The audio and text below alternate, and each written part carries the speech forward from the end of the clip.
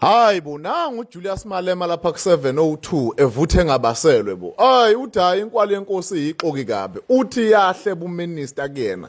Yahleba even uNational Commissioner uLokhuzana uFani Masemola wathi akakwazi ukwakutype kwakusenda i-email lokho.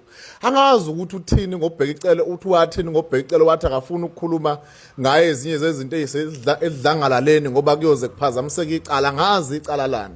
Uthi ena enye into uzuyophatha laphana ngazi oKelvin kanjani uthi angazi waluwina icala enkantolo against uKelvin on the same day same day noma nina kalindanga nje wawufuna lentozana so wayenza application lapha ngabe yokusearch warrant or what ekwenza lokho indirect ukuthi bawo invader laphana kwaKelvin.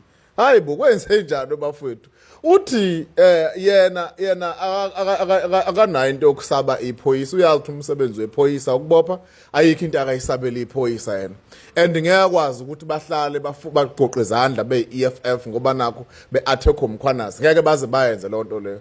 Uthi enye into eyenziwa umkhwanazi lapha ufike wathi eParliament I met ad hoc committee la noma bekuyibadlanga I met Julius through Ken.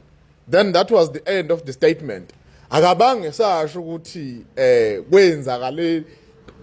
kwenzakaleni kanjani akabange sasho kanjalo ukuthi yini into kwakuthiwani hey ngathi kubathi kuningi lana ezinye zezindaba ezisazoyithola asazi lapho kubhlungu bekufuna ukuthi ame eoffice uMasemona 31 kuMarch icontract I think next week by Tuesday iyaphela icontract yankwali yenkosi lapho eoffice laphana kwaNational Commissioner akho ngisho uDeputy akho lutho